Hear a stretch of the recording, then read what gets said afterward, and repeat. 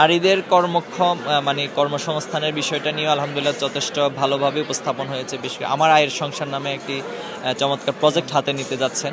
তো আমি মনে করি এটা বাস্তবায়ন করতে পারলে নারীর যে কর্মসংস্থান বা নারীর ক্ষমতায়ন নিয়ে যে প্রশ্নগুলো আসে এগুলো অনেকটাই সলভ হয়ে যাবে। আর তরুণদের ক্ষেত্রে খুবই চমৎকারভাবে যেটা বলেছেন যে আমরা তরুণদেরকে ভাতা দিয়ে তাদেরকে একটা হীনমন্যতার জায়গা নিতে চাই না, বরং তাদেরকে কর্মসংস্থান ব্যবস্থা করতে চাই এবং অনেকগুলো প্রশিক্ষণের বিষয়গুলো ইশতেহারে এসেছে। পাশাপাশি একটা বিষয় খুবই চমৎকার লেগেছে যে যারা কর্মসংস্থান হতে সময় লাগবে তাদেরকে 2 বছরের জন্য, অর্থাৎ তাদের গ্র্যাজুয়েশন শেষ হওয়ার পর 2 বছরের জন্য কর্জে হাসানা, এটা খুবই চমৎকার একটা টার্ম আমার কাছে মনে হয়েছে, যেটা ইসলামী পার্সপেক্টিভের সাথে যায় যে সুদবিহীনভাবে কর্জে হাসানা নেবে, আবার তারা যখন ইনকাম করবে তখন তারা সেখানে সে টাকাগুলো রাষ্ট্রকে ফেরত দিতে পারবে। এই চমৎকার আইডিয়াগুলো খুব ভালো লেগেছে। আশা করছি ইনশাল্লাহ সামগ্রিকভাবে জামাত ইসলাম যদি ক্ষমতায় আসে, আল্লাহ যদি কবুল করে, ইশতেহারগুলো 100% বাস্তবায়ন করবেন তারা। আলহামদুলিল্লাহ, আমি তো সারা দেশের অনেক জায়গায় যাচ্ছি, গণসংযোগ সমাবেশে যাচ্ছি।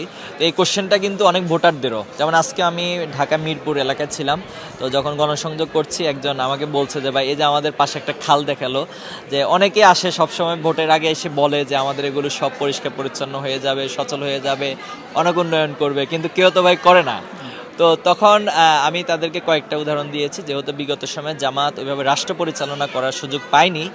2 জন মন্ত্রী ছিল, কিন্তু এই 2টি মন্ত্রণালয়কে যদি আপনারা পর্যালোচনা করেন দেখবেন যে সেখানে সম্পূর্ণ দুর্নীতিমুক্ত ছিল এবং ওনারা ওনাদের জায়গা থেকে সর্বোচ্চ রাষ্ট্রের অর্থকে ইউটিলাইজ করার জন্য চেষ্টা করেছে। এছাড়াও জামাতের এমপি যারা ছিল তারাও তাদের জায়গা থেকে সর্বোচ্চ পরিমাণেই উন্নয়ন চেষ্টা করেছে।